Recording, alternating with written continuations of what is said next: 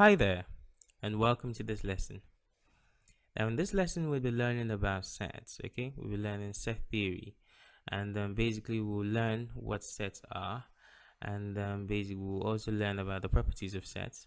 We'll learn about Venn diagrams, and finally, we'll learn to solve problems using Venn diagrams. Okay, and as the lesson progresses, if you have any issues at all with any of the concepts, okay, and with the principles unclear, please feel free to get in touch. Okay, you could do so via phone, WhatsApp, Skype, or Facebook, and we would be happy to help.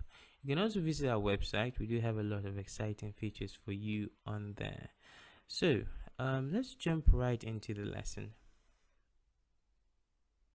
So set theory. Okay, we'll start off with a brief introduction. Okay, introduction to set theory, and basically, what are sets? Okay, so basically a set is a collection of well-defined objects. For example, you have a set A as even numbers less than 10. Okay, or you can have a set B as integers between 5 and 9. All right, basically it's a collection of well-defined objects. Okay, and the members of a set are called the elements of a set. For example, if the same A, basically A as even numbers less than 10, even numbers less than 10, we have 2, 4, 6, and 8. Now, these are the elements of set A. All right. Now, n of A, you could be given an expression like this. N of A denotes the number of elements in set A. For example, you could have A as even numbers less than 10, i.e. 2, 4, 6, and 8. We have 4 elements in this set, so n of A in this case would be 4. Now, two sets are equal if they contain the same elements. For example, if you have that A equals 1, 1, 3, 4, and you have that B is 3, 2, 4, 5, and C is 1, 1, 3, 4. You'd have that set A equals set C because you have the exact same elements in set A as you have in set C.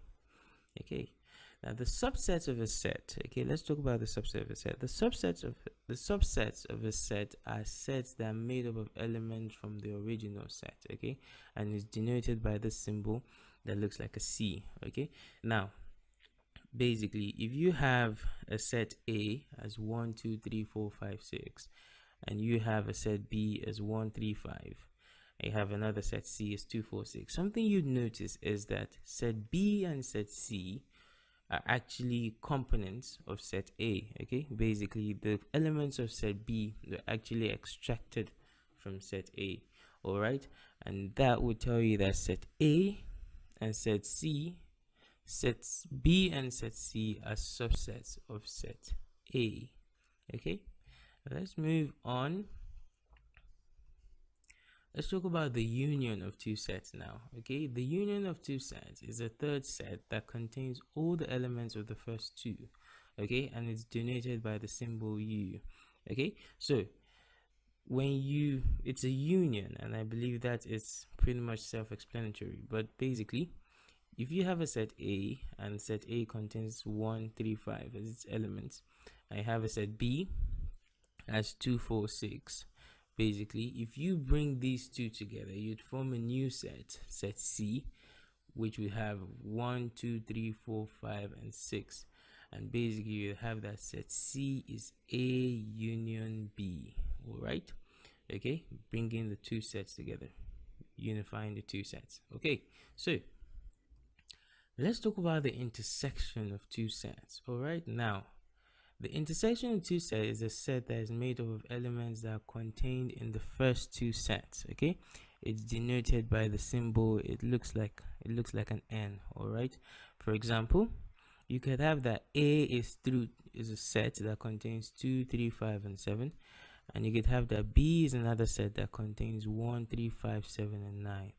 Now C is a set that contains 3, 5, 7. What you notice is that C is an intersection of set A and set B, i.e., if you notice, you have the elements that occur in, let's draw this up.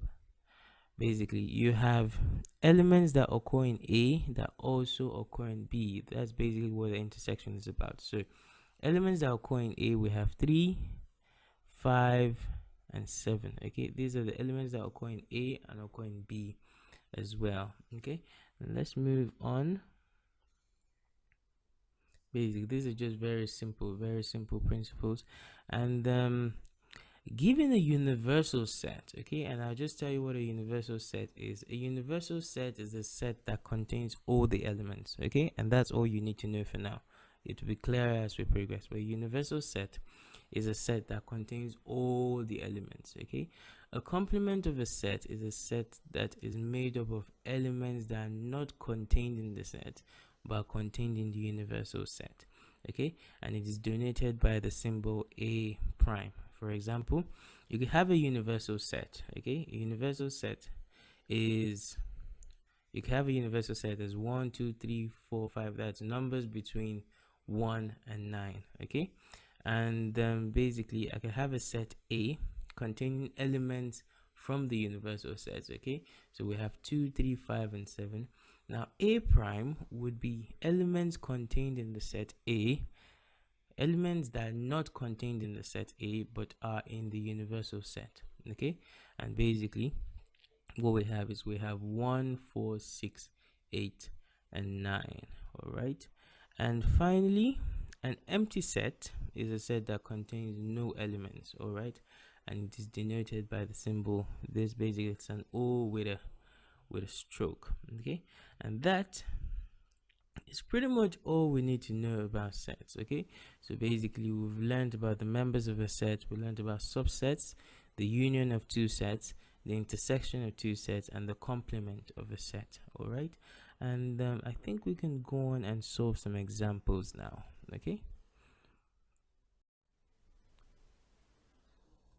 So example 1.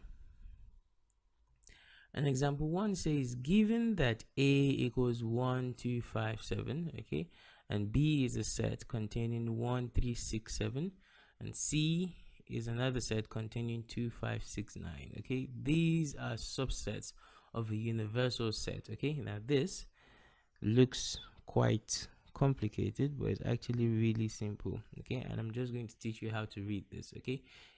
These are subsets of the universal set. So this equals integer x 0 less than x less than or equals to 10, okay. So now this first part tells you that x is an integer, okay.